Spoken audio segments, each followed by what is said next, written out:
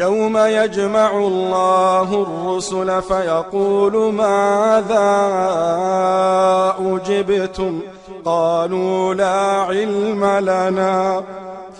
إنك أنت علام الغيوب.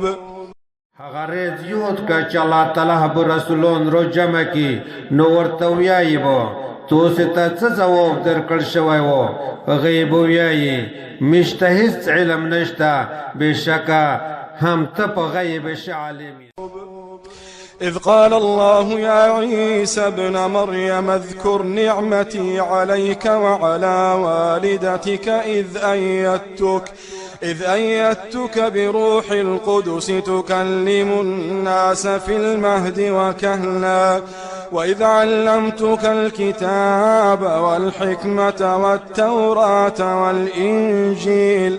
وإذ تخلق من الطين كهيئة الطير بإذني فتنفخ فيها فتكون طيرا بإذني وتبرئ الأكمه والأبرص بإذني وإذ تخرج الموتى بإذني وإذ كففت بني إسرائيل عنك إذ جئتهم بالبينات فقال الذين كفروا منهم إن هذا إلا سحر مبين.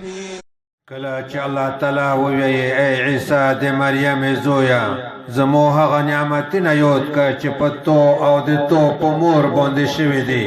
کله چې ته مو په پاک روح جبریل سره قوي کړې تو به د خلک سره په غیش کې او په پوخه عمر کې خبرې کولې او کله چې مو تو ته کتاب او حکمت او تورات او انجیل وښود او کله چې تو به زمو په حکم سره له خټې نه د مرغۍ د شکل په شان شکل جوړوه بیا به تو په هغې کې پکای ووهه نو هغه به زمو په حکم سره مرغۍ شوه او تو به د مو په حکم سره مرزادي ړیند او برګي مرض والا روغول او کله چې تو زمو په حکم سره مړي د قبرونو نه ژوندي راوکښل او کله چې مو د تو نه بني اسرائیل بند کړل کله چې تو هغې ته ښکاره دلیلونه راوړل نو په هغې کې کافر شوي خلک وویل نه دی دا دلیل مګر ښکاره جادو.